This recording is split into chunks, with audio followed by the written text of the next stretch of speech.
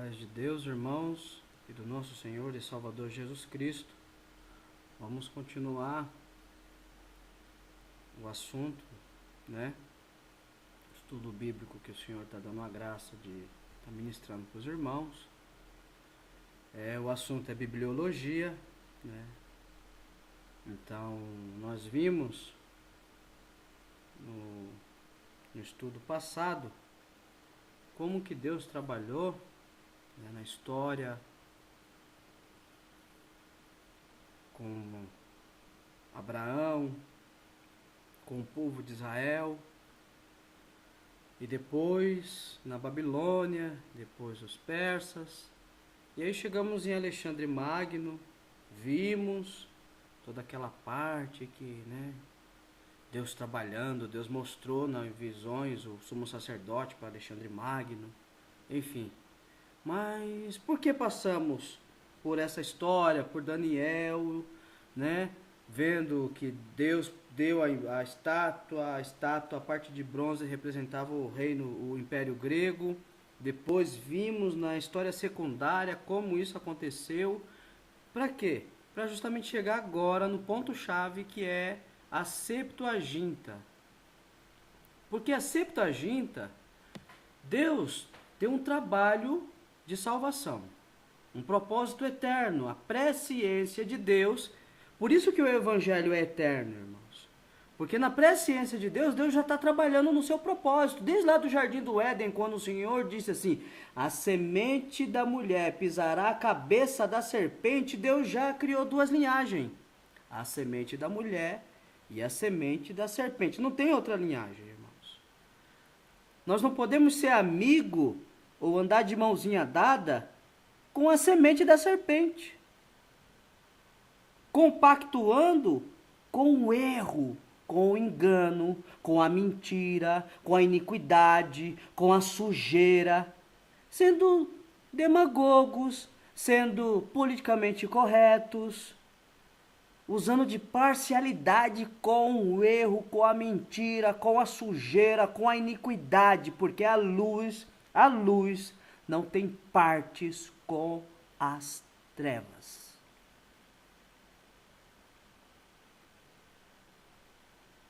Então, Deus está trabalhando em um propósito, irmãos.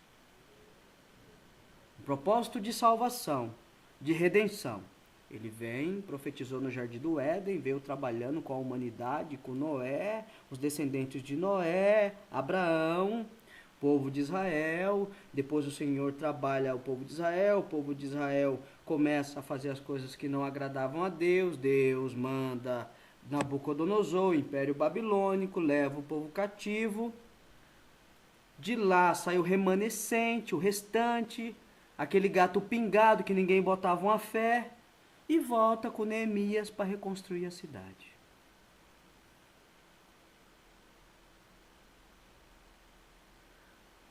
Depois, que ali já é o tempo dos persas, no tempo de Neemias, aí sobe Alexandre Magno, conforme Deus mostrou na estátua e depois em outras revelações para o profeta Daniel. Então, Deus tinha que trabalhar e Deus tinha que levantar, Deus escolheu o grego, foi uma escolha de Deus. O grego para trabalhar em pró os gentios. Aquela promessa que Deus fez para Abraão, de todas as nações ser abençoada nele. O Senhor tem um propósito e está trabalhando em torno desse propósito. Então, irmãos, nós temos que se enquadrar dentro do propósito de Deus. Nós não podemos querer que Deus se enquadre dentro dos nossos propósitos. E querer torcer a palavra de Deus. Então, nós temos que se enquadrar dentro já do projeto e o propósito eterno de Deus. Só que a Bíblia, como era conhecida naquela época, ou a Tanakh, que eram todos os livros juntos, a Torá, os Neviís e os Ketuvins, os profetas, os salmos e a lei, toda a Bíblia, do Antigo Testamento, antes de vir o Novo Testamento, foi toda escrita em hebraico. Algumas poucas passagens, já no tempo da deportação para a Babilônia, foi escrito no aramaico, no arameu, no aramaico.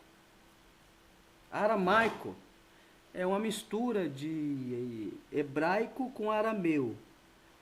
Por quê? Porque arameu era uma linguagem dos caldeus, dos babilônicos, e o hebraico dos hebreus. Então, aramaico era a mistura entre hebraico e arameu. É como se fosse hoje o nosso portunhol, meio português e meio espanhol. Os irmãos entender o que é o aramaico, tá? Então, só que Deus precisava trabalhar nesse tempo que nós conhecemos como período intertestamentário, no seu projeto eterno. E Deus precisava que a cultura hebraica, ou toda a lei, tudo aquilo que foi confiado aos hebreus, passassem para nós. Mas não dava para chegar até nós na língua hebraica. Então o Senhor escolheu a língua grega e fez, por isso que Alexandre Magno conquistou vários impérios. E todos aqueles impérios que Alexandre Magno conquistou foi disseminado a cultura grega. E o grego daquela época era uma língua universal, como hoje o inglês. Então vários povos falavam gregos. Era uma língua universal. Para negociar, para viajar e tudo, era necessário falar grego. Então o império, cresceu o império e foi disseminada a cultura grega. Porque Deus escolheu a língua grega para justamente fazer a primeira, tirar o texto original hebraico e fazer uma tradução para o grego, para que o evangelho e todo o propósito de Deus, para que Deus fosse conhecido agora pela humanidade. Deus trabalhou com Israel e agora Deus quer trabalhar com a humanidade, toda a humanidade. E Deus escolhe a língua grega, e por isso Deus colocou Alexandre Magno, o imperador grego, no poder e deu todos os reinos na mão dele para que todos aqueles reinos falassem o grego. O Senhor Deus está trabalhando na história.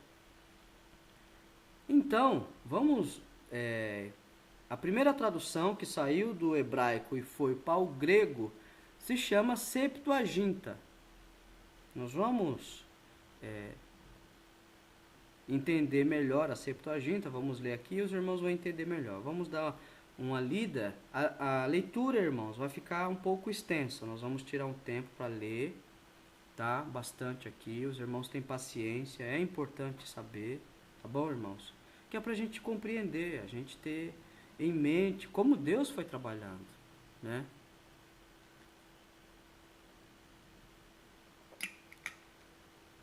Então, Septuaginta é o nome da versão da Bíblia hebraica traduzida para o grego. Koiné, o grego Koiné. Entre o século III a.C., em Alexandria, dentre outras tantas, é a mais antiga tradução da Bíblia hebraica para o grego, língua franca do Mediterrâneo Oriental pelo tempo de Alexandre o Grande. A tradução ficou conhecida como a versão dos 70, a Septuaginta, palavra latina que significa 70, ou LXX.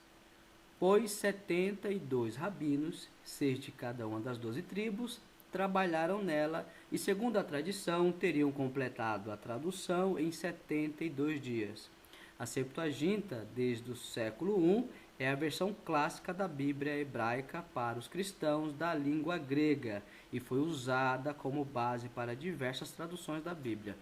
Então, a Septuaginta, irmãos, ela é uma das versões, é a primeira versão tirada do grego. E todo o Novo Testamento foi escrito em grego.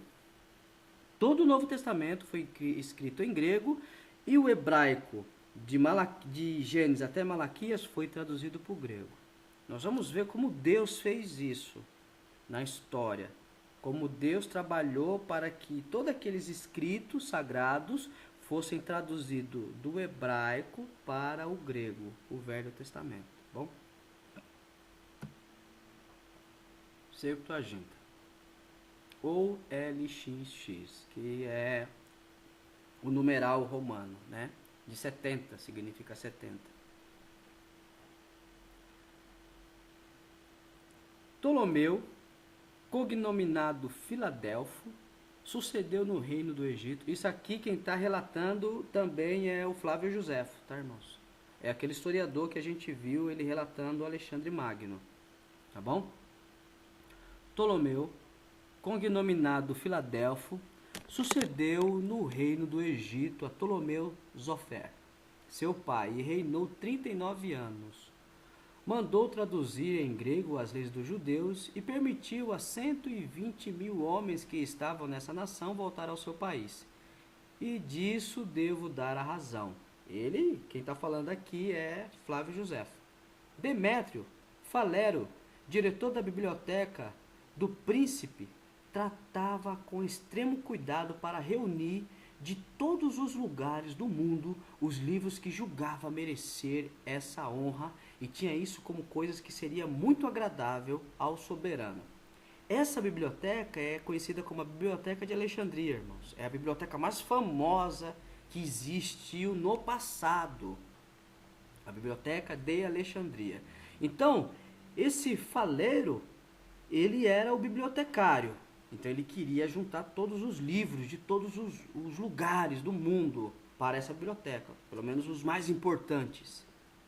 Um dia, o rei perguntou-lhe quantos livros possuía e ele respondeu que eram mais ou menos 200.000, mas esperava dentro de pouco tempo chegar a 500.000. E que soubera haver entre os judeus muitas obras referentes às suas leis e os seus costumes, escritas em sua língua e em seus caracteres, e muito dignas de ocupar um lugar naquela soberba biblioteca. Ou seja, o livro dos Hebreus era digno de ocupar um espaço dentro daquela exuberante, né, magnífica biblioteca de Alexandria. Porém, dariam muito trabalho para serem traduzidas em grego, porque a língua e os caracteres hebraicos tinham grande semelhança com os siríacos. No entanto, isso poderia ser feito, pois Sua Majestade não se importava com as despesas. O rei aprovou essa proposta e escreveu aos sumos sacerdotes dos judeus para que este lhe enviasse os livros. Aconteceu que naquele mesmo tempo, Aristeu, a quem o príncipe amava extremamente por causa da sua moderação e sabedoria, tinha em mente pedir que pusessem em liberdade os judeus que estavam em seu reino. E essa ocasião pareceu-lhe muito favorável ao seu desígnio. No entanto, ele julgou dever comunicá-lo a Zosibe, a Taretino e a André, chefes dos seus guardas, antes de fazer a proposta ao rei, a fim de que eles apoiassem o que ia dizer. E todos foram na mesma opinião. Então ele falou deste modo ao soberano: tendo sabido que a vossa majestade tem a intenção de ter não somente uma cópia das leis que os judeus observam, mas fazê-las traduzir, eu não estaria falando com sinceridade se fingisse não ver que isso não pode ser feito honestamente. Quando vossa majestade conserva escravos neste reino, um grande número de pessoas dessa nação, mas seria sem dúvida digno de vossa bondade e generosidade libertar todos eles dessa miséria, pois, segundo o que pude concluir, após ter-me seguramente informado, o mesmo Deus que governa o vosso império é que adoramos sob o nome de Júpiter, porque nós conserva a vida foi o autor da lei desse povo, sendo, pois, que nenhuma outra nação lhe presta tão grande honra e culto tão particular. A sua piedade parece me obrigar a e encaminhá-los ao seu país.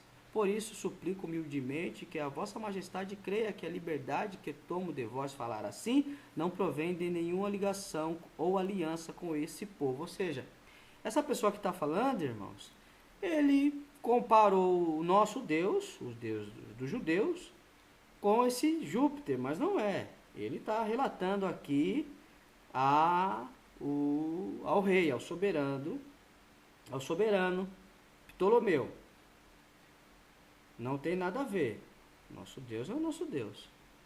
Mas ele faz uma proposta de soltar aqueles escravos judeus do reinado de Ptolomeu.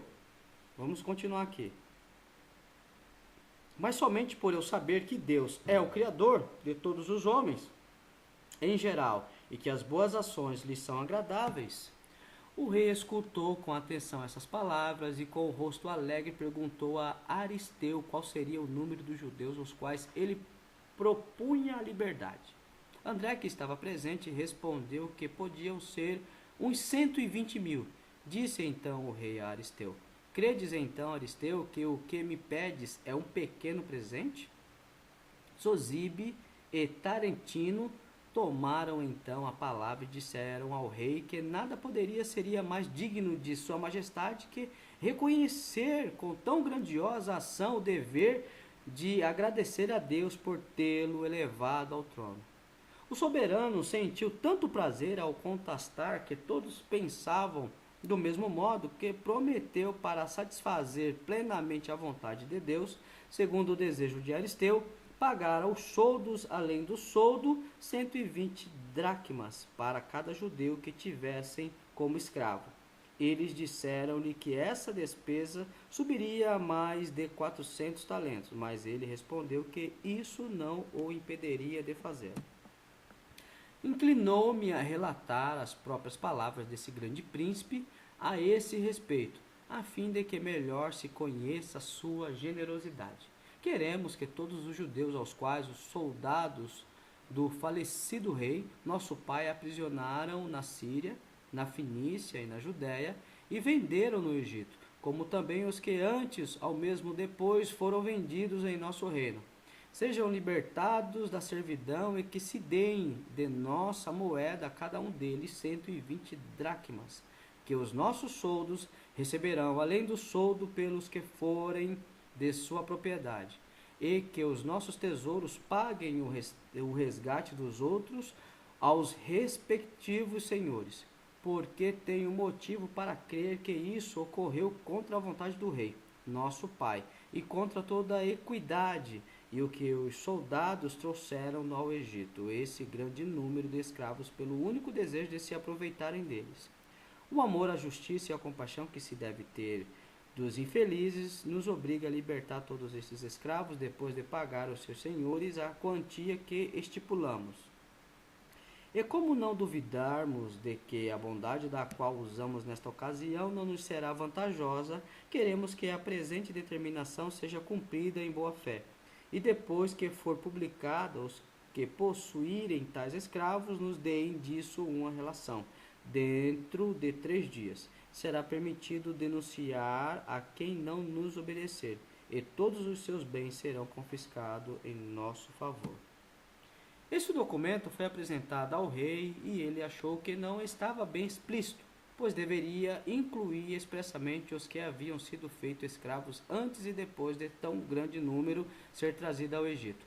Quando Ptolomeu Zofer se tornou senhor de Jerusalém, ele queria, por uma bondade e magnificência reais, conceder a essa mesma graça. Então ordenou que se tomasse a quantia necessária dos cofres dos tributos para que fosse entregue aos tesouros e distribuídas aos soldados como resgate desses judeus. A ordem foi executada em 7 dias e veio a custar ao soberano 460 talentos, porque os senhores dos escravos judeus cobraram também pelas crianças as 120 dracmas de cada que falava a ordem real. Depois de uma libertação tão extraordinária, o rei, que nada fazia sem madura reflexão, ordenou a Demétrio que fizesse publicar a sua determinação a respeito da tradução dos livros hebraicos para a língua grega. Agora, irmãos, é onde vai entrar. Então, esse rei grego, que foi herdeiro de um dos generais de Alexandre Magno, ele montou essa biblioteca, a Biblioteca de Alexandria. Criou, então era uma biblioteca. Se os irmãos digitar na internet, Biblioteca de Alexandria, vai aparecer muita coisa, porque é muito famosa ela. Então ele pegou e queria o livro dos Hebreus em grego, ele queria, então ele pagou, soltou um monte de escravos, 120 mil escravos, indenizou os escravos e indenizou os donos também dos escravos, justamente para ter uma tradução dos originais hebraicos para o grego. Olha só como Deus foi trabalhando. E registrou-se o pedido apresentado a sua majestade por Demétrio, bem como as cartas escritas a esse respeito. O número e a riqueza dos presentes que foram enviados a fim de ser dar a conhecer a extraordinária magnificência do soberano e o que os operários haviam feito como contribuição para a arte. É interessante, irmãos, a gente ter uma ideia, uma reflexão, que quando Joséfo está relatando tudo isso, ele não imaginava que isso seria importante para nós também, do ponto de vista espiritual, para compreender como Deus trabalhou para o evangelho chegar até nós. Ele não imaginava isso. Ele não viu a mão de Deus trabalhando na história por nós. Ele está relatando todos os fatos históricos, mas não tendo visão espiritual do trabalho de Deus. Ainda que Deus está movendo ele, compungindo ele como historiador para escrever tudo isso. Detalhe, movendo ele para escrever da forma humana, não inspirado pelo Espírito Santo, tá, irmãos? Vamos deixar bem claro isso. A proposta apresentada ao rei por Demétrio, em forma de pedido, estava anexada nestes termos: Demétrio, ao grande rei, como vossa majestade me ordenou, fiz uma indagação a mais exata possível dos livros que ainda faltam para tornar perfeita a biblioteca real. Não houve cuidado ou solicitude que eu não empregasse nisso, e tenho de comunicar a vossa majestade que os livros que contêm as leis dos judeus estão no número dos que faltam, tanto porque estão escritos em caracteres hebraicos que não conhecemos, quanto porque não nos incomodamos em procurá-los, porque a vossa majestade ainda não havia manifestado o desejo de possuí-los. No entanto, é necessário possuí-los e que sejam fielmente traduzidos, porque contém as mais sábias e perfeitas leis do mundo, pois foi o próprio Deus, até o povo gentil, grego,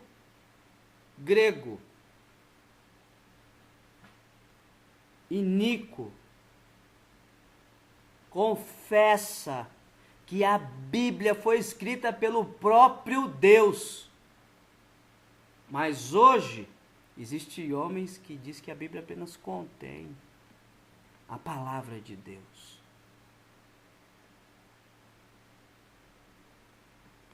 E você, irmão, que está fazendo esse estudo bíblico?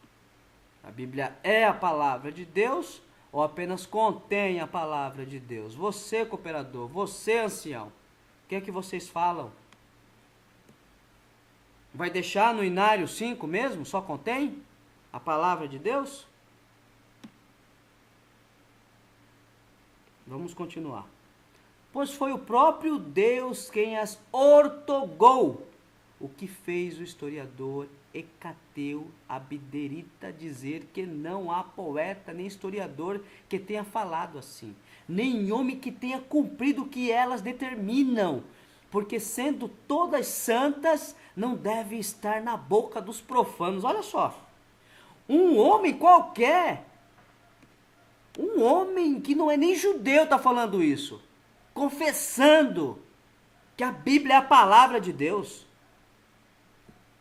É necessário, pois, se a vossa majestade bem o julgar, que se escreva ao sumo sacerdote dos judeus para que ele escolha entre os principais de cada tribo, os mais inteligentes e os que conhecem com mais perfeição essas leis, e vô-los envia a fim de que se reúnam e façam uma tradução exata e capaz de satisfazer plenamente os desejos da vossa majestade.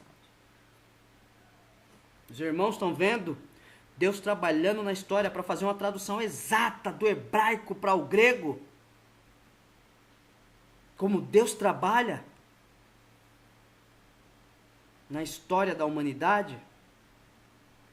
Aí os irmãos aqui, lá na frente os irmãos vão entender porque nós estamos passando por aqui.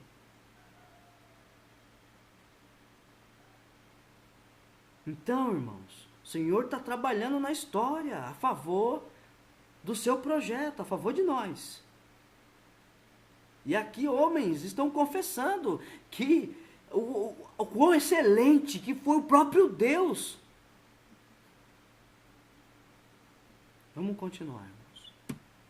Depois que o rei leu essa petição, ordenou que se escrevesse conforme o que nela se dizia, e Eleazar, sumo sacerdote dos judeus, e determinou que se desse liberdade a todos os judeus que eram ainda escravos no seu reino. Ordenou que se enviasse 50 talentos de ouro para a confecção de taças, vasos e outros objetos próprios para as oblações, muitas pedras preciosas que os guardas do tesouro haviam entregado aos joalheiros para que escolhessem e trabalhassem as que podiam ser usadas em adornos, e 100 talentos de prata para os sacrifícios e outros usos no templo. Ele está fazendo tudo, soltou os judeus, está dando presentes para a casa do Senhor, para o templo, joias, tudo para ter a tradução exata. Deus trabalhando para se fazer uma tradução precisa e exata dos originais gregos, do hebraico para o grego. Deus trabalhando na história. Vamos continuar, irmãos. Isso é um historiador contando, irmão. Historiador renomado da época, falando, relato. O que aconteceu? Falarei das obras e dos ornamentos em que foram empregadas. Irmãos, eu não vou economizar tempo para ler toda essa parte que Flávio Joséfo, esse historiador que escreveu esse livro, está contando e até detalhando todos os acontecimentos. Isso, irmãos, é um documento histórico que ele está falando, porque ele está datando, ele está falando de números, de valores, de quantidades, coisas muito detalhadas. E agora ele vai falar mais detalhes sobre o que aconteceu. Vamos lá?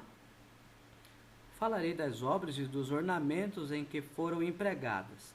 Mas é preciso antes apresentar uma cópia da carta escrita ao sumo sacerdote e dizer de que modo ela foi elevado a essa dignidade. Depois da morte do sumo sacerdote Onias, ele dá nome, irmãos, tudo certinho, ele vai, tudo. Onias, Simão, seu filho, sucedeu-o e foi cognominado o justo, por sua piedade e extrema bondade para com a nação. Deixou apenas um filho, de nome Onias, tão jovem que Eleazar, irmão de Simão, de quem se trata agora, exerceu no lugar dele o sumo sacerdócio. Foi a esse Eleazar que Ptolomeu escreveu a seguinte carta. Agora é Ptolomeu, o rei, esse rei que foi o herdeiro daquele general que ficou com a parte da África, que fundou e criou a Biblioteca de Alexandria, vai escrever para o sumo sacerdote Eleazar. Vamos ver agora o que ele escreveu para o sumo sacerdote. O rei Ptolomeu a Eleazar, sumo sacerdote, saudação. O falecido rei, nosso pai, tendo encontrado em seu reino vários judeus que os persas para lá haviam levado como escravos, tratou-os tão favoravelmente que os engajou em grande parte no seu exército. Com bom soldo, colocou vários deles como guarnição em diversos lugares, confiando-lhes até mesmo a defesa. Isso os tornou temíveis aos egípcios. E nós, depois da nossa acessão ao trono, não lhes testemunhamos menos bondade, particularmente aos de Jerusalém, pois pusemos em liberdades mais de 100.000 deles depois de pagar o resgate aos seus senhores. Tanto estamos persuadidos de nada mais poder fazer de agradável a Deus, para agradecer-lhe a dádiva de haver colocado o cetro em nossas mãos para o governo de tão grande reino.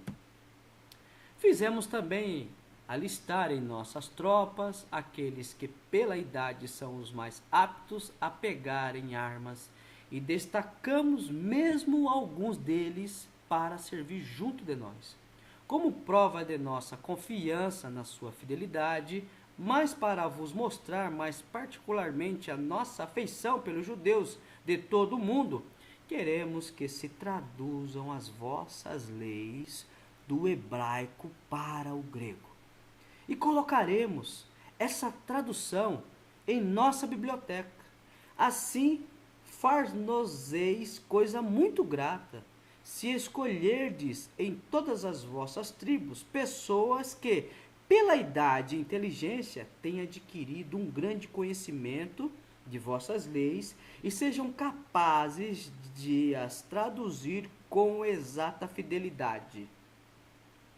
Com exata fidelidade. O Senhor já tinha feito com que todos aqueles povos, tanto os judeus como outros povos, falassem o grego, é uma língua universal, e agora Deus está trabalhando para traduzir a Bíblia, o Velho Testamento, do hebraico para o grego. Olha o trabalho de Deus. Não duvidamos de que essa obra, saindo como nós esperamos, nos trará grande glória. Para tratar convosco desse assunto, enviamo-vos André, comandante de nossos guardas, e Aristeu, que são dois dos nossos servidores de mais confiança. Eles vos estão levando de nossa parte 100 talentos de prata para serem empregados nas oblações dos sacrifícios e em outros usos do templo. Esperamos a vossa resposta e ela nos causará grande alegria. Ele aqui passa a persuadir o sumo sacerdote, mas ele está fazendo tudo. Ele soltou os escravos, ele indenizou os escravos, dono dos escravos. Agora ele está mandando uma comitiva com várias coisas para o templo, manda essa carta ao sumo sacerdote. Enfim, Deus está trabalhando nesses homens para a tradução do hebraico se tornar grega. Deus veio trabalhando na história. Nós estamos vendo Deus trabalhar na história. Eleazar, para responder a essa carta o mais respeitosa possível, assim escreveu ao rei. Agora é o sumo sacerdote escrevendo ao rei. Vamos ver o que o sumo sacerdote escreveu, irmãos. O sumo sacerdote Eleazar, ao rei Ptolomeu, saudação. Recebi com o sentimento que devo ter pela vossa real benevolência a carta que a vossa majestade se dignou escrever-me. Ela foi lida na presença de todo o povo e nela notamos com grande satisfação sinais da vossa piedade para com Deus. Recebemos também e mostramos a todos os 20 vasos de ouro e os 30 de prata, as 5 taças e a mesa que devem ser consagradas e empregadas nos sacrifícios e no serviço do templo, bem como os 100 talentos que nos foram trazidos da parte da vossa majestade por André e Aristeu, cujos méritos os tornam tão dignos da afeição com que os honram vossa majestade. Vossa majestade pode ficar certo de que tudo faremos para mostrar o nosso reconhecimento pelos tantos favores com que vos dignais cumular-nos. Santo é Deus. Deus trabalhando. Oferecemos também sacrifícios a Deus por vossa majestade, pela princesa, vossa irmã, pelos príncipes, por vossos filhos e por todas as pessoas que vos são caras. Todo o povo pediu a Deus em suas orações que escute os vossos desejos, confirme o vosso reino em perfeita paz e faça com que essa tradução de nossas leis vos dê toda a satisfação que possais desejar. Irmãos, isso daqui, o sumo sacerdote também não está sabendo do trabalho de Deus na história. Ele nem está imaginando que Deus estava preparando o terreno para o evangelho. Escolhemos, majestade, 6 homens de cada uma de nossas tribos para levar até a vós as nossas santas leis, e esperamos de vossa bondade e justiça que, quando não tiverdes mais necessidade deles, sejam mandados de volta em segurança com os que vos irão apresentá-los. E essa foi a carta do sumo sacerdote. Seria inútil, segundo a minha opinião, agora aqui já é o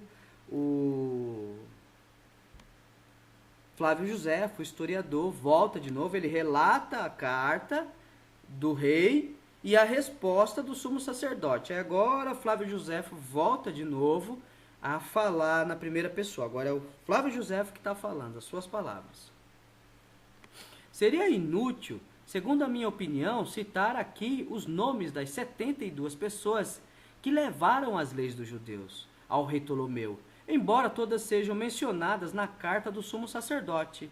Não creio, porém, dever passar em silêncio a magnificência e a beleza dos presentes que o príncipe ofereceu a Deus. Ou seja, ele até tinha acesso aos nomes de cada um. Flávio Josefo. Eu acho uma pena ele não colocar o nome de cada um, para dar mais, para a gente ver, ter mais, né? Mais. Você vê que ele tinha acesso a esses dados, a esses documentos. Mas ele não citou. Mas ele tinha acesso. Pois podem nos manifestar ainda mais a sua piedade. Não se contentou ele em fazer grandes despesas para enfim, mas ofereceu presentes até aos operários, para incitá-los a trabalhar com maior cuidado e diligência. Assim, embora a continuação da história não me obrigue a falar disso, não deixarei de fazê-lo, pois tão extraordinária liberalidade merece que dela fiquem indícios para a posteridade. Ele está pensando em deixar um relato histórico, mas não na visão espiritual. Começarei pela soberba mesa. Ele vai relatar a mesa que foi dado para o templo pelo rei Ptolomeu. Começarei pela soberba mesa. Como o príncipe desejava que ela sobrepujasse em muito o que estava no templo, em Jerusalém, mandou tomar a medida desta. E era seu desejo que a sua fosse 5 vezes maior. Contudo, como ele também tinha em mente a comodidade e a magnificência, o temor de torná-la inútil ao uso a que era destinada, obrigou a contentar-se em fazê-la do mesmo tamanho que a outra. Todavia, para embelezá-la e enriquecê-la, usou o mesmo que teria gasto para fazê-la maior, pois era perito em todas as artes e tão hábil em inventar coisas novas e admiráveis que ele mesmo fornecia os desenhos aos operários e os instruía sobre a maneira de executá-los. O comprimento da mesa era de 2,5 côvados, a largura de 1 côvado e a altura de 1,5 côvado. Era de ouro maciço, muito puro, as bordas cujas largura era de 1 palmo, tinha florões em relevo, também em escultura, dispostos ao redor de alguns cordões muito bem trabalhados. Os diversos lados desses florões, que eram de forma triangular, eram tão iguais e tão justos que de qualquer lado mostravam sempre a mesma figura. A parte inferior da mesa era muito bem trabalhada. mas a superior era ainda mais, porque ficava mais exposta à vista. E para qualquer lado que estivesse voltada, era sempre perfeitamente bela. Predas preciosas de grande valor estavam presas com broches de ouro, a distâncias iguais aos cordões de que falamos. Por que, irmãos, eu estou tomando cuidado de relatar tudo? Porque isso aqui é um documento histórico para mostrar que a Bíblia é a palavra de Deus.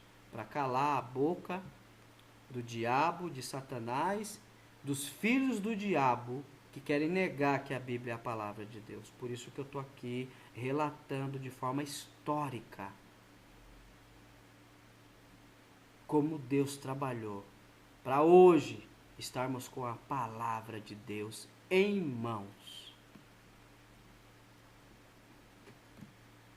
Havia também ao redor de toda a mesa grande quantidade de outras pedras preciosas, cortadas de forma oval e entremeadas de adornos em relevo. E ainda ao redor da mesa estavam representadas sob a forma de uma coroa, diversas espécies de frutos, tais como cachos de uvas, espigas de trigo, romãs. Todos esses frutos eram feitos de pedras preciosas, coloridas e encastoadas no ouro. Viam-se também sobre essa coroa uma fila de pérolas em forma de ovos, e abaixo das pérolas uma fileira de pedras preciosas de forma oval, misturadas com obras de relevo como as outras.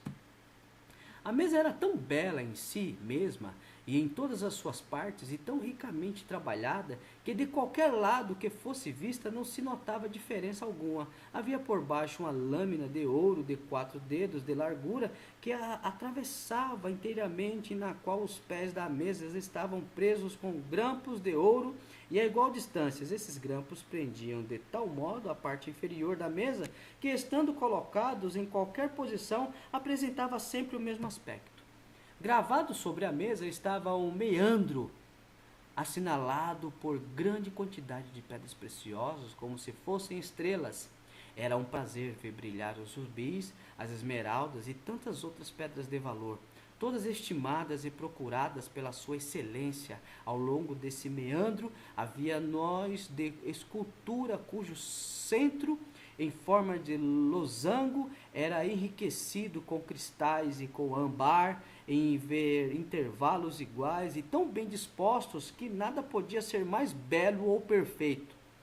As cornijas dos pés eram em forma de lírios, cujas folhas se dobravam por baixo da mesa. Embora a haste fosse reta, sua base, da largura de 1 palmo, era enriquecida com rubis e tinha uma dobra ao redor.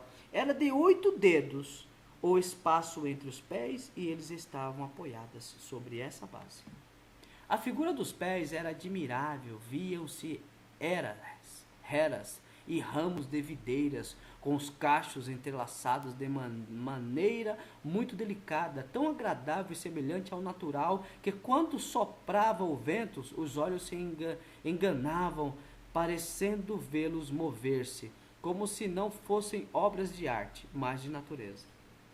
As 3 peças de que toda a mesa era composta estavam tão bem adaptadas que não era possível perceber as junturas. A espessura da mesa era de meio côvado. Assim, a riqueza da matéria e a excelência e a variedade dos ornamentos de tão magnífico presente mostravam muito bem que esse grande príncipe, não tendo podido, pelas razões que citamos, fazer essa mesa maior que o que estava no templo, nada economizou para que a superasse em tudo o mais. Medreandro, aqui é nós vimos o que é Medreano, né, falou, e aqui vai explicar o que é Medreano. Essa parte aqui está explicando. Medreano é um rio da Frígia que tem várias voltas e contravoltas. Então, essa forma medreana, né? Forma de um rio serpenteado. Havia também 2 grandes vasos de ouro em forma de taças e talhados em escamas, Neles estavam encaixadas, desde os pés até em cima, diversas fileiras de pedras preciosas que compunham o meandro de um côvado de largura. Acima dele haviam gravuras excelentes, um tecido em forma de rede, da largura de 4 dedos, que iam até o alto dos vasos, e dos compartimentos feitos em losangos, aumentava ainda a beleza daquela obra. As bordas dos vasos eram enriquecidas com lírios e outras flores, e com ramos de videira carregados de cachos de uvas entrelaçados. Cada um desses vasos continha 2 grandes medidas. Já as taças de prata eram mais brilhantes que espelhos e reproduziam o rosto dos que as contemplavam. O rei mandou também 30 vasos, nos quais, o que não estavam cobertos de pedras preciosas, tinham folhas de hera e de vinha muito bem gravadas. Não era possível contemplar essas obras sem admiração, porque o zelo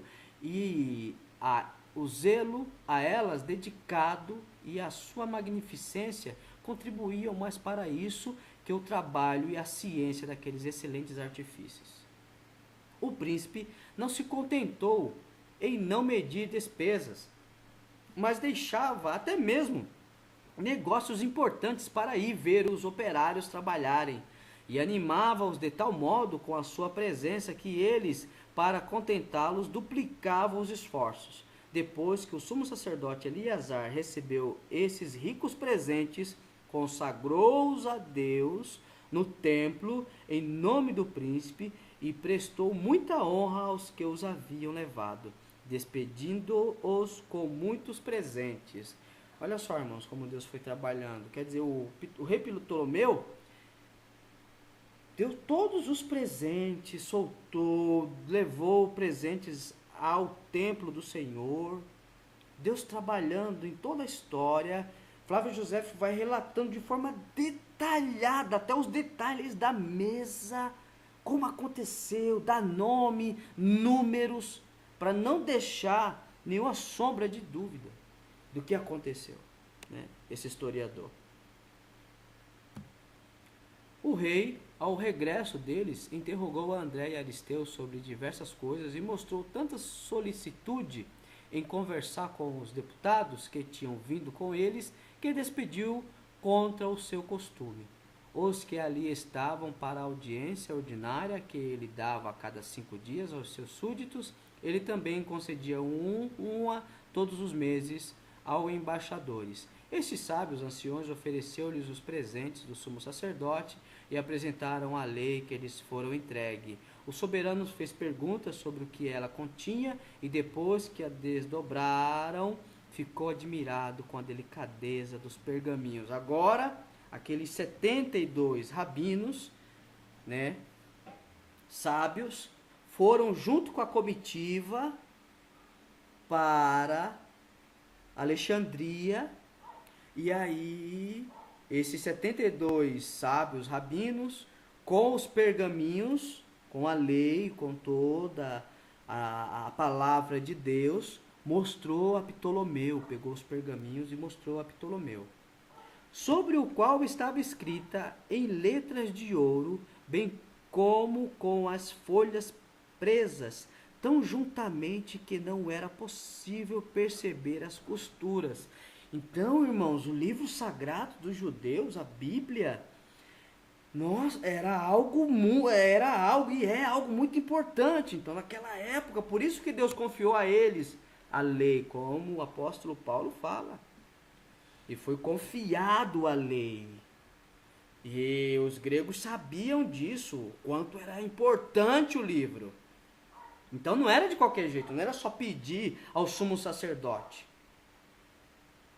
Mas, como Deus está trabalhando em pró ao seu projeto eterno de salvação, Deus prepara o terreno. Então está tudo preparado. Deus está trabalhando sobre esse terreno, sobre esse plano de fundo da tradução. Depois de observar por muito tempo, disse que lhes agradecia por terem vindo, e mais ainda aos que os tinham enviado.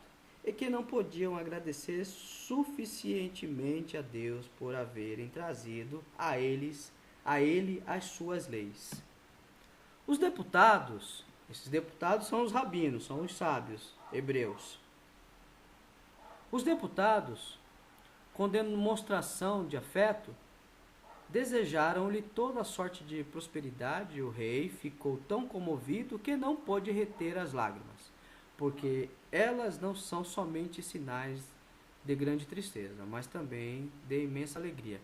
Ele ordenou em seguida que entregassem os livros aos que os deviam guardar, abraçou-os e disse-lhe que era justo, depois de haver falado do objetivo da sua viagem, falar também do que lhes competia fazer, assim para mostrar o quanto a vinda deles lhe era agradável. Queria que durante o resto da sua vida se renovasse a memória daquela data, que coincidia também com o dia em que ele vencera uma batalha naval sobre o Antígono. Concedeu-lhes ainda a honra de estarem à sua mesa e ordenou que fossem muito bem alojados nos altos da fortaleza, que fica próximo do promontório. Nicanor, que era encarregado de receber os estrangeiros, teve particular cuidado deles e ordenou o mesmo a Doroteu, pois o rei havia ordenado que, para melhor se tratarem os estrangeiros, as cidades fornecessem o que tinha do gosto deles e que tudo fosse preparado segundo o costume do país de onde vinham, porque ele sabia que, por mais apetitosas que sejam as iguarias, não podiam ser consideradas boas senão se adaptarem ao gosto da pessoa ou não forem preparadas da maneira a que ela está habituada. Eles até prepararam tudo para esses rabinos, né, para esses sábios, tudo, toda a comitiva foi recebida pelo rei, prepararam banquetes, levaram um lugar específico para eles fazerem toda a tradução. Como Doroteu estava encarregado disso, Nicanor ordenou-lhe que fizesse 2 fileiras de bancos, nos quais os deputados deveriam sentar-se nos banquetes do rei, metade deles à sua direita e metade à esquerda. Tudo ele fez para honrá-los e ordenou a Doroteu que os servissem à maneira do país deles. Os sacerdotes egípcios, que tinham o costume de orar antes da refeição do rei, não o fizeram. Então o soberano disse a Eliseu, um dos deputados, que era sacerdote, que fizesse a oração. Ele levantou-se e rogou a Deus pela prosperidade do rei e de seus súditos. Todos os que estavam presentes proferiram aclamações de alegria e depois puseram-se à mesa. O rei, durante a refeição, fez perguntas filosóficas aos deputados, ficou tão satisfeito com as respostas que continuou por 12 dias a tratá-los do mesmo modo. Irmãos, um detalhe que eu gostaria de falar também é que aqui é o auge da filosofia grega. Nessa mesma época de Ptolomeu, já se passou aqui na história os mais conhecidos filósofos como Sócrates, Platão e Aristóteles, que foi o mentor de Alexandre Magno. Então nós estamos falando de homens sábios, homens considerados dentro da história da humanidade, o berço, né, da cultura grega filosófica. Nós estamos falando do berço. Então a tradução da palavra de Deus do hebraico para o grego foi dentro do berço da cultura grega, no auge da cultura grega. Se alguém quiser saber mais particular a esse respeito, terá apenas de ler o que Aristeu escreveu. Mas o rei não foi o único que lhes admirou as respostas. O filósofo Medemo confessou que elas o confirmavam na opinião de que todas as coisas são governadas pela providência e lhe forneciam razões para sustentar o seu parecer. Essa providência aqui é o Logos. Eles falavam do Logos, mas ainda depois nós vamos entrar no Logos, irmãos. Os irmãos vão entender o que é Logos. O rei chegou a conceder-lhes a honra de dizer que obtivera tanto proveito de suas conservações que aprendera até mesmo de que modo deveria proceder para bem governar o seu reino. Ordenou em seguida que fossem levados aos aposentos, já para eles preparados. 3 dias depois, Demétrio levou-os por uma estrada longa 7 estádios, pela ponta que une a ilha à terra firme, a uma casa situada à beira-mar, do lado norte, afastada de qualquer barulho, para que nada pusesse perturbá-los em seus trabalhos, o qual exigia muita atenção e cuidado. E rogou-lhes que, tendo naquele lugar tudo o que podiam desejar, começassem sem mais tarde o grande empreendimento para o qual haviam sido trazidos. Era algo importantíssimo para aqueles homens, tanto para o rei, como para os filósofos, como para a biblioteca, e sagrados também para os hebreus. Então, está tudo sendo trabalhado para a tradução da palavra de Deus ser traduzida para o grego. Eles o fizeram com toda a dedicação e constância, trabalhando assiduamente para que a tradução fosse exatíssima. Exatíssima.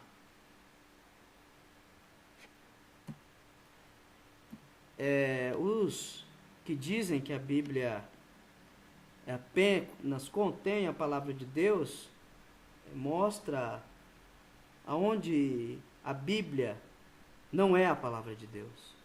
Vocês têm que mostrar aonde está escrito que não é a palavra de Deus. Porque se ela contém, tem algumas partes que ela não contém a palavra de Deus. Então, os ilustres mostrem aonde ela não contém a palavra de Deus. Porque até hoje a Septuaginta existe. Essa tradução até hoje existe. E eu tenho ela.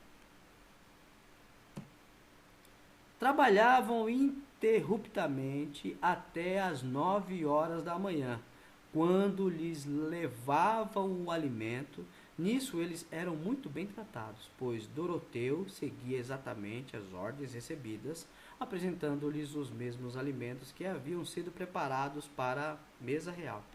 Eles iam todas as manhãs ao palácio saudar o soberano e depois punham-se a trabalhar. Após lavar as mãos nas águas do mar, empregaram apenas 72 dias para traduzir toda a lei. Terminada a obra, Demétrio reuniu todos os judeus e leu-lhes a tradução na presença dos 72 intérpretes. Eles aprovaram, elogiaram muito Demétrio por haver imaginado uma coisa tão proveitosa para eles e rogaram-lhe que também mandassem fazer aquela leitura aos chefes da sua nação.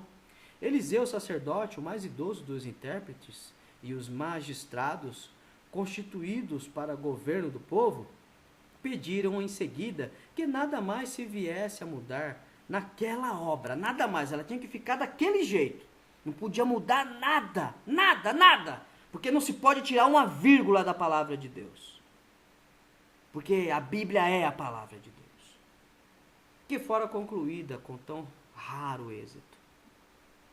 Essa proposta foi aprovada, dando a esse ato força de lei, porém com a condição de que antes seria permitido a cada um examinar a tradução para ver se nada havia a acrescentar ou a suprimir, a fim de que, tendo sido o assunto muito bem ponderado, nunca mais se tivesse de voltar a ele. Era muito importante, era mesmo. Deus está trabalhando aqui para sair perfeito, porque Deus é perfeito. Ele é excelente, tudo que ele faz é excelente.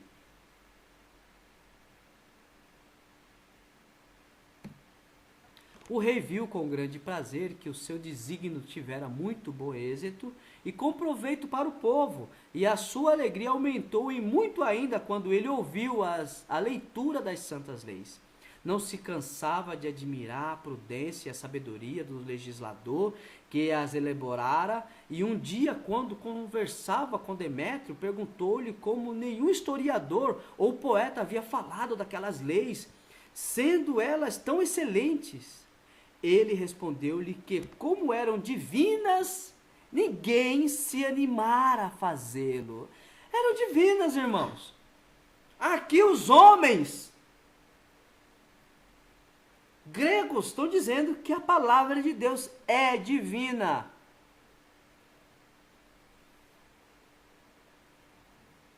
Eu tenho vergonha dos homens que não se manifestaram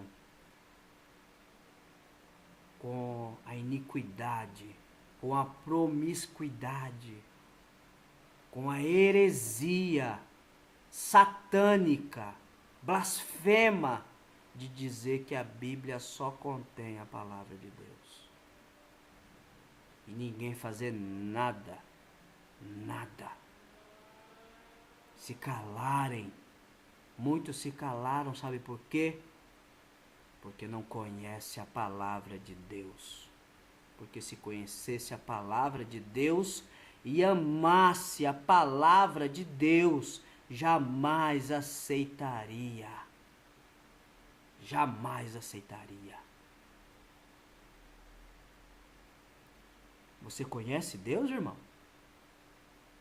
Tem certeza que você conhece Deus?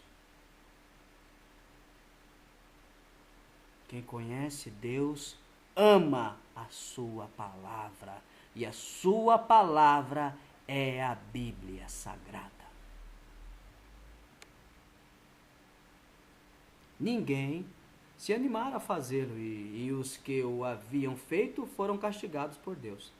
Teopompo, disse ele ainda, teve essa intenção, isto é, inserir alguma coisa delas em sua história, e perdeu o juízo durante 30 dias, depois de reconhecer, em intervalos de lucidez e em um sonho, que aquilo lhe acontecera por ele haver querido penetrar as coisas divinas e dar notícias delas a homens profanos. A cólera de Deus foi aplacada com preces e ele voltou ao seu juízo normal.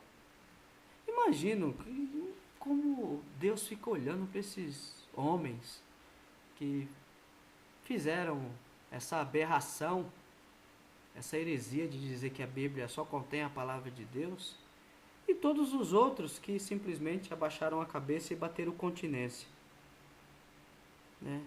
Porque homens de Deus do passado deram suas vidas para hoje termos a palavra de Deus em nossas mãos, deram suas vidas pela lei de Deus, pelos mandamentos de Deus, pelos ensinos de Deus.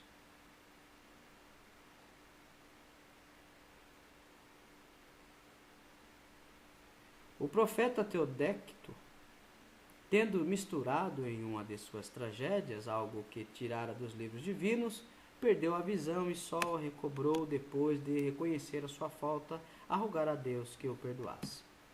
Quando o rei recebeu os livros das mãos de Demétrio, adorou-os e ordenou que fossem guardados com o máximo cuidado, a fim de que em nada pudessem ser modificados. Disse depois aos sábios intérpretes que eram justos permitir-lhes o regresso ao seu país, e rogava que viesse muitas vezes visitá-lo, pois os receberia com muito prazer e dar-lhes-ia tantos presentes que não se arrependeriam da viagem. Depois de lhes falar de maneira tão gentil, despediu-lhes com muitos e magníficos presentes, deu a cada um diversas espécies de vestes, 2 talentos de ouro, uma taça de peso de 1 talento, e assento para se deitarem e para as refeições.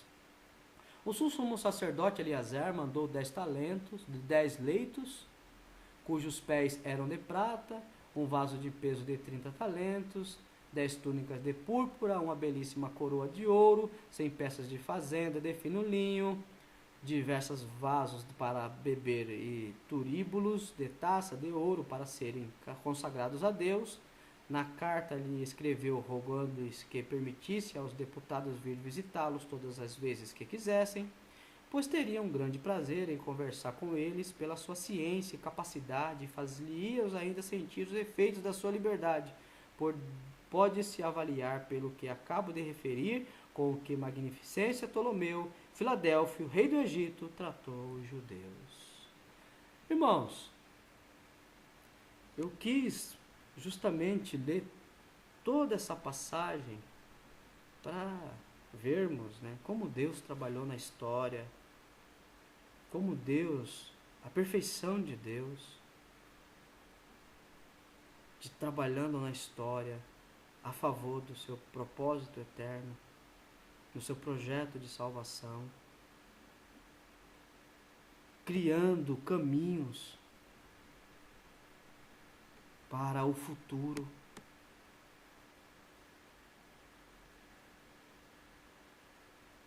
Trabalhou por detrás de tudo isso que nós lemos para a palavra de Deus ser traduzida para o grego de forma precisa, exata.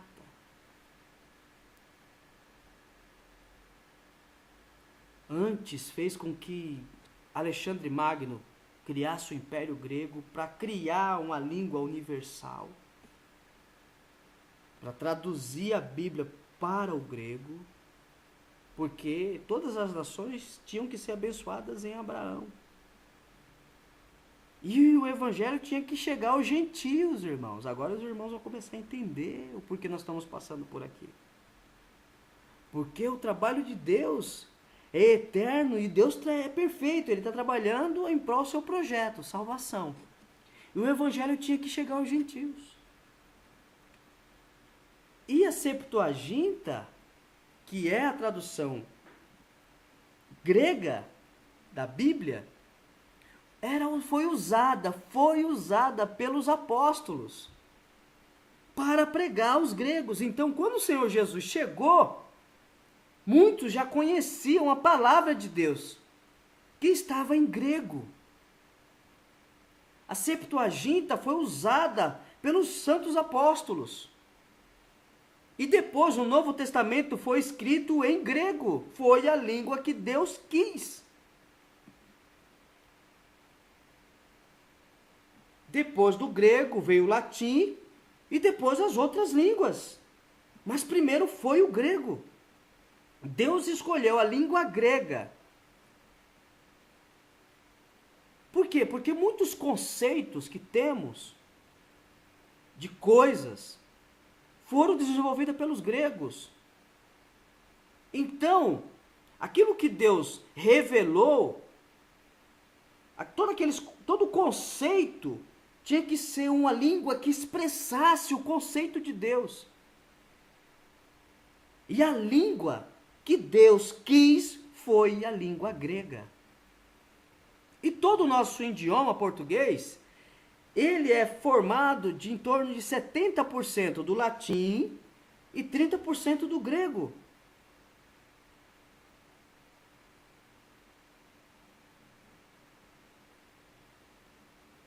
E agora o evangelho pode ser pregoado a todos os povos, línguas e nações.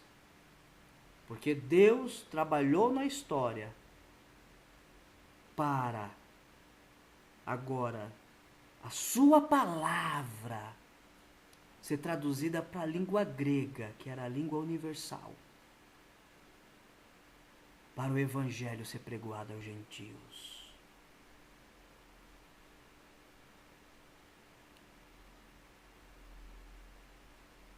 Para chegar até nós, para o Senhor começar o seu trabalho lá na frente com o seu Filho, com o seu amado Filho, o nosso Senhor Jesus Cristo. E os apóstolos usavam a Septuaginta para pregar a palavra de Deus,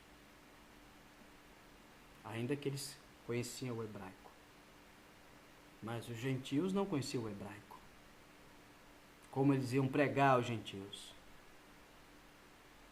Eles tinham que ter a tradução grega para pregar para os gentios. Os irmãos entenderam agora onde eu queria chegar?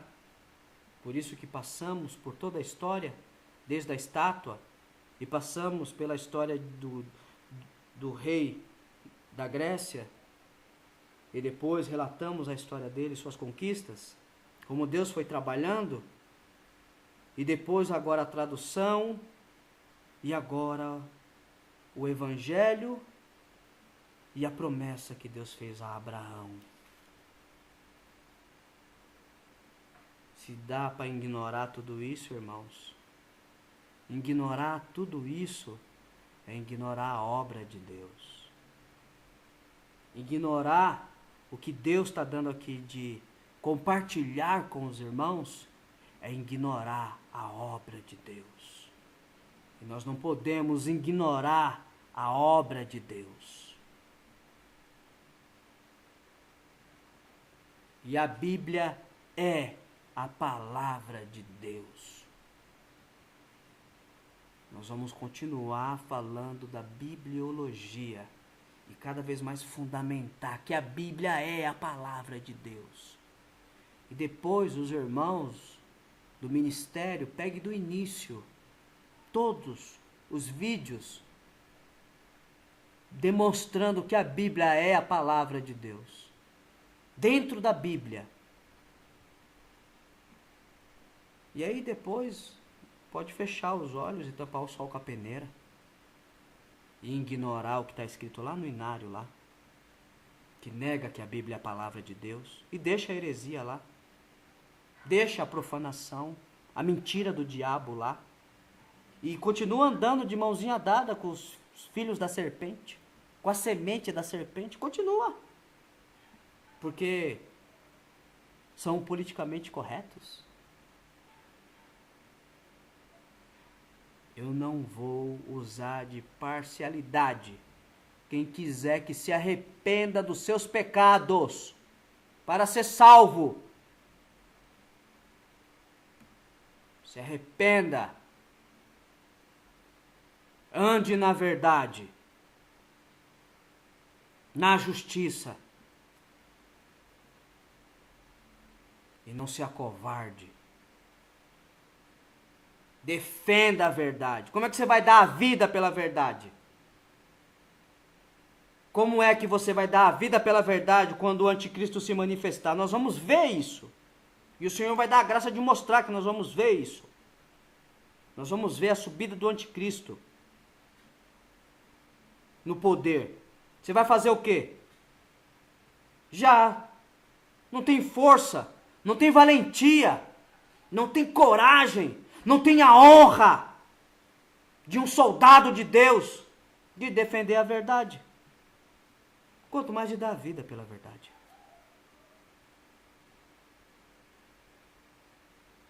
Vamos ficar por aqui, irmãos. Deus abençoe a todos. Tá? Vamos dar continuidade no nosso estudo no próximo vídeo. A paz de Deus e a do nosso Senhor Jesus Cristo.